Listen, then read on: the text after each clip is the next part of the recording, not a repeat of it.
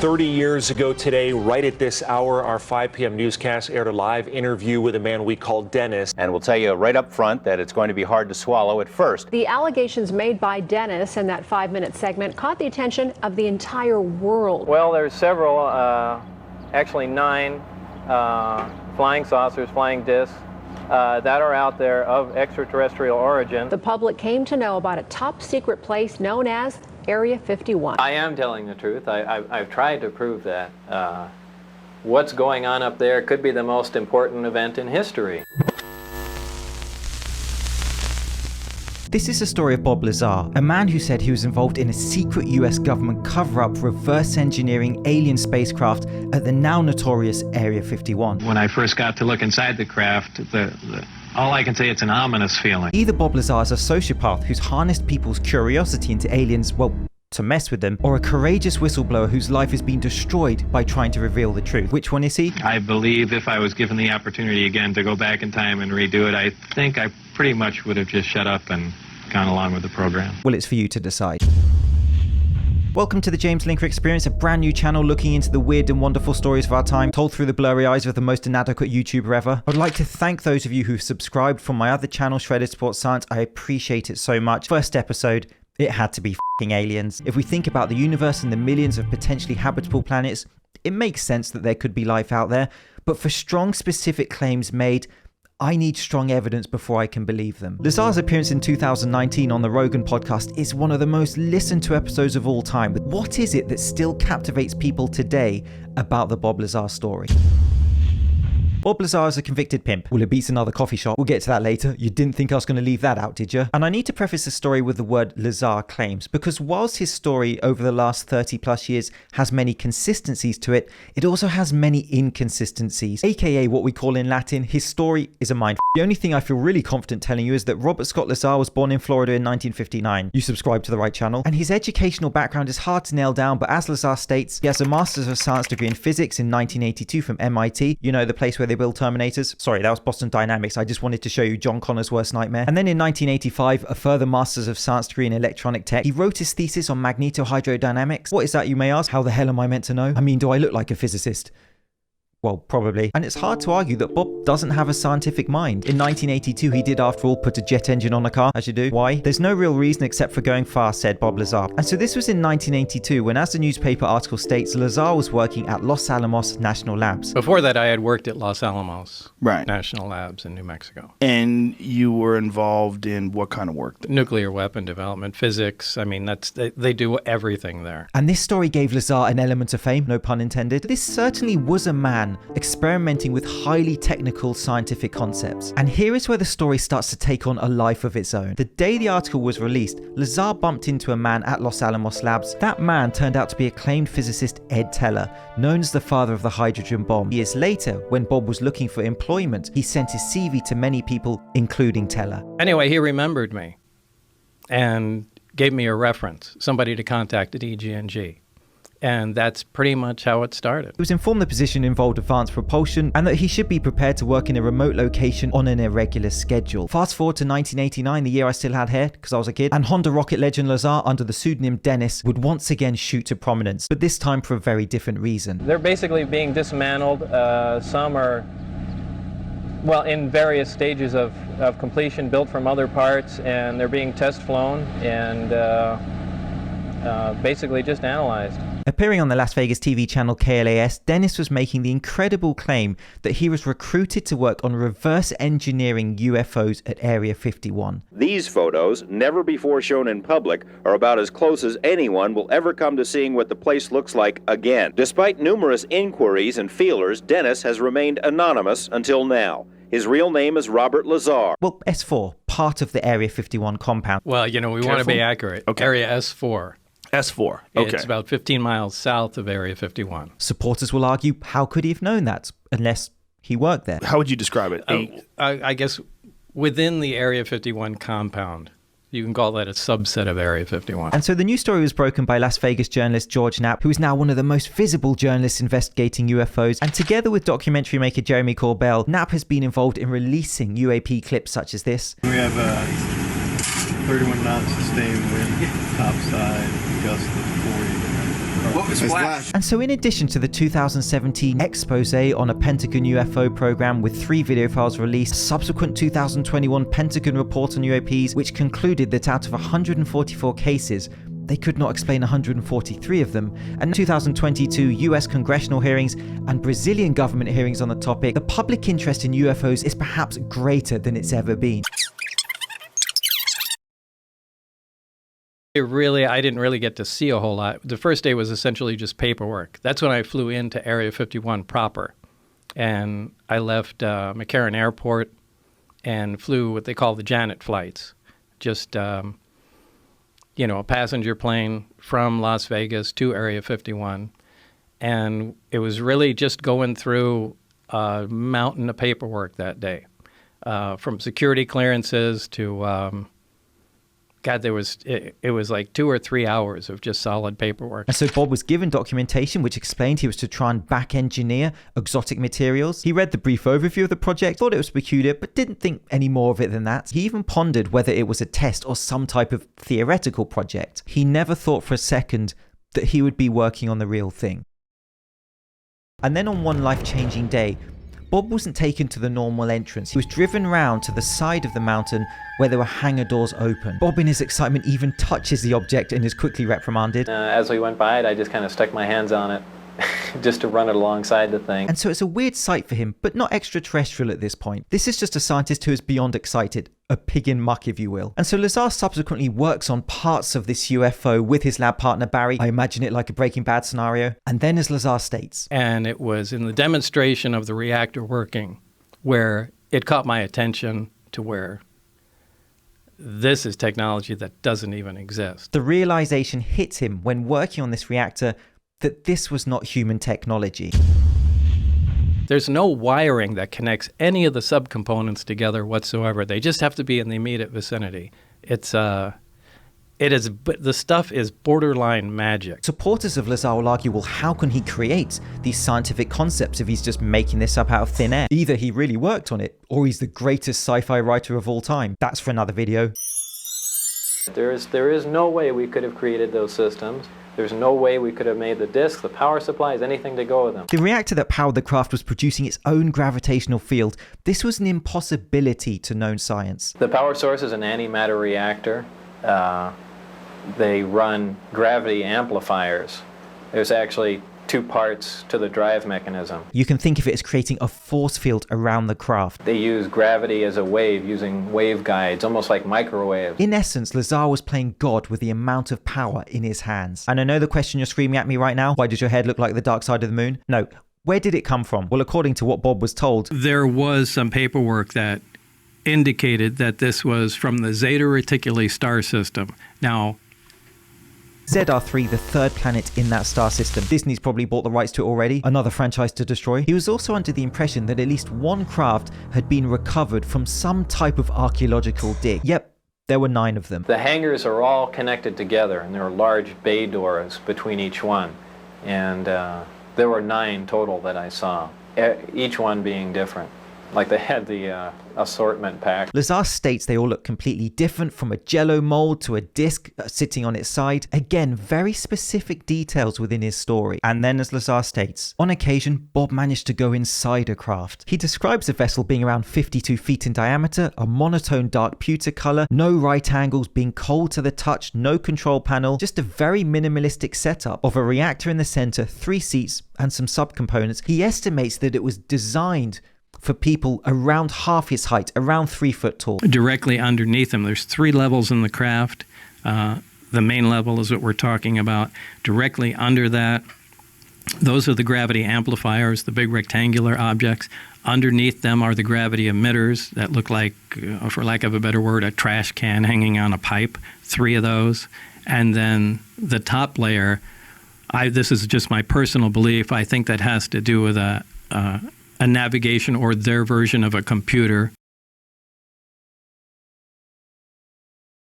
And so Lazar, on his work on the reactor, became aware that it was powered by something called Element 115. Alien fuel. Which is probably cheaper than the price of fuel now. How much to fill up my car? Am I driving a tank? And here is a major point which people argue validates Lazar's story. Element 115 was discovered in an experiment in 2003 in Russia, further replicated by Swedish scientists in 2013. The element created lasted for less than a second, but it was there, now known as moscovium on the periodic table, Element 115.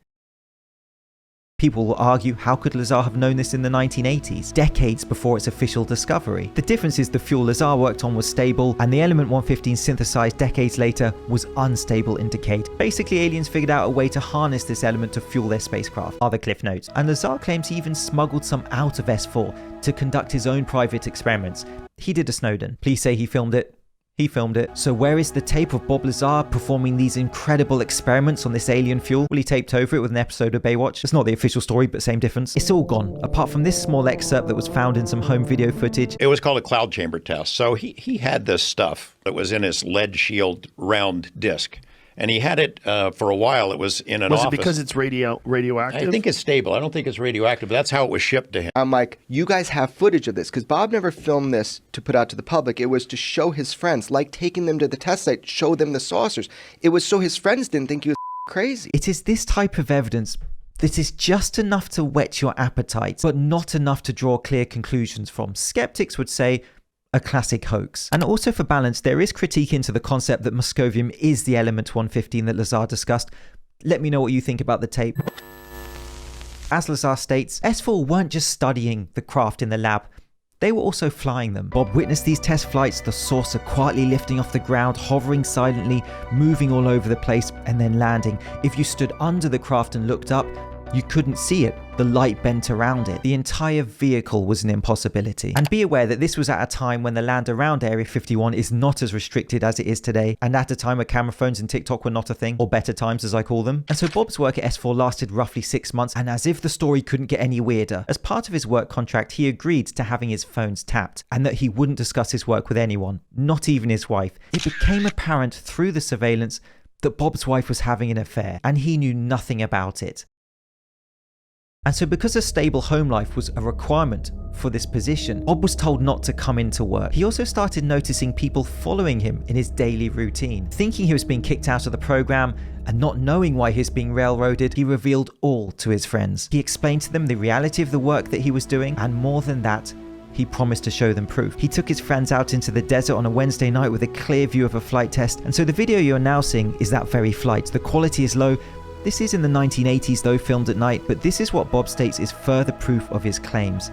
And so this happened on 3 occasions until he was caught. Third time unlucky, as the saying goes. And so Bob was released, but he quickly became aware that he was in serious trouble. And it was at this point that he contacted George Knapp as an insurance policy, if you will. You believe his story, don't you?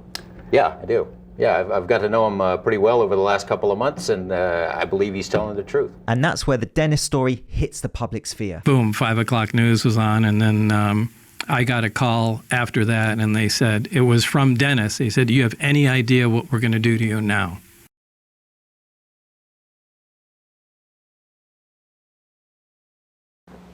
Did everything but physically hurt me. Put a gun to your head? Yeah. And said what? What, actually put a gun to your head? Well, they did that even in the original security breach. After Lazar went public, the fallout was intense. Acquaintances of Bob were audited by the IRS, had their government security clearances revoked. It's like if they can't get the person that's involved, they just create a problem for everybody that surrounds him. His life essentially erased from all verifiable record. Well, they're trying to make me a non-person. Explain. You called where? Well, the schools that I went to, the hospital that I was born at, past job, and essentially nothing comes up with my name in it. Bob Lazar was part of a highly viewed documentary by Jeremy Corbell. During the Corbell documentary, when talking about Element 115 on the phone, Lazar's private lab was raided by the FBI. And so Lazar supporters will argue, well, if this is just a crazy guy making up a story, why have factions of government gone to such time and effort to continue to monitor and control this man's life. Well, as documented by Tim McMillan, authorities were not looking for alien fuel, but thallium sulfate, a known poison. According to months' worth of incident reports obtained by Motherboard, the 2016 raid on United Nuclear was part of an ongoing and extensive murder investigation that includes state, local, and federal authorities. The documents make no mention of Element 115. And so what about his educational background? Well, there's no evidence again that he ever attended MIT or Caltech. We must remember that this was in the 1980s, so if you did theoretically want to destroy someone's records, lighting a match would have done the trick. What about his work at Los Alamos National Labs? Again, lacking in verifiable evidence. We have the newspaper article from 1982 which mentions him as an employee there, a phone book directory which has been found with his name, physicist, and Los Alamos on it. The Los Alamos thing really surprised me, and that they were so adamant that, no, this guy never worked here, don't be ridiculous. It was ridiculous, but fortunately somebody came up with a 1982 phone book directory. Originally, I told you, when I worked there, I was on the front page of the paper. So They were still able to archive, bring that back from the archives. And, Bob Lazar, a physicist working here at Los Alamos. So there was at least something there. It is weak, but at least tangible information. However, a written response from Los Alamos Labs after Lazar requested his information paints a very different picture. We were unsuccessful in locating any laboratory personnel or medical records pertaining to you. For our convenience, you included with your letter a photocopy of page 21 from our 1982 laboratory alphabetical telephone directory. This directory also listed you as a Kirkmeyer employee. So supporters of Lazar will say the lack of evidence is proof that he's telling the truth. He's part of a conspiracy from the government to discredit his image, because after all, if you can't go after someone's information, go after them. Critics of Lazar will say he lied about all of it. He was a failing science student who attended community college with a background of shady practices and failed businesses, and this is where the story really sits, the fierce debate on both sides. So how else has Bob Lazar's story been vindicated? The Wilson memo was a document recording a conversation between Admiral Wilson and Dr. Eric Davis in 2002, ironically at EG&G Special Projects, and for people who believe the memo is real, it confirms the existence of US projects studying extraterrestrial crafts. And interestingly, in May 2022, the Wilson memo was entered into records during the congressional UAP hearing.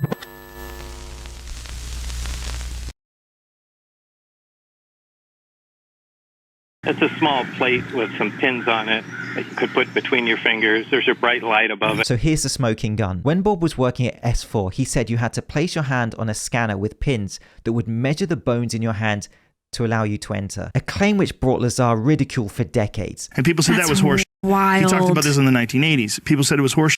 But then later on, turned out, no, they did have that in Los Alamos. They did have that in Area 51. And so here is Jeremy Corbell, who was at the forefront of bringing this revelation public, revealing the news to Bob that the machine has been verified.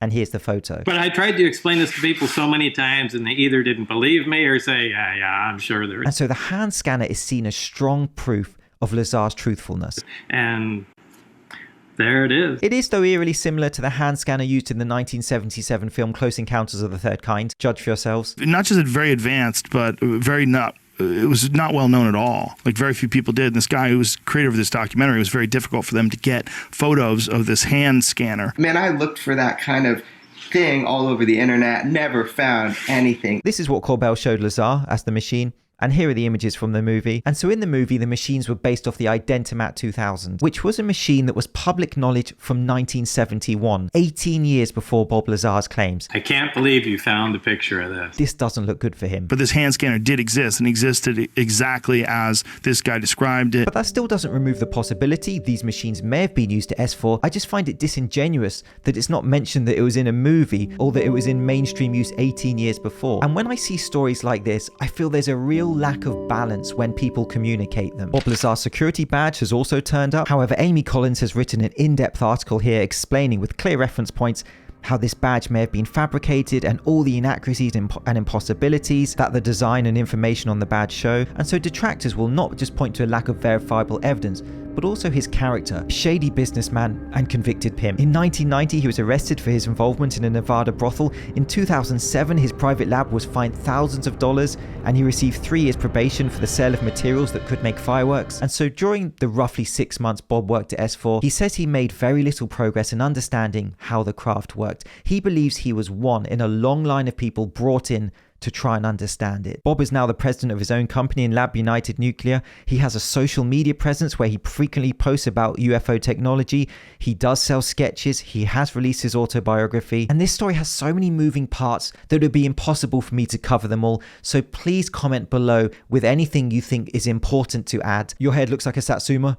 It's all good. And so is Bob Lazar the victim of an immoral cover-up, masking the human race from information they deserve to know? Or has he created one of the greatest lies ever told? This came from somewhere else. I mean, as bizarre as that is to believe, but I mean, it's there. I saw it. I know what the current state of the art is in physics, and it can't be done.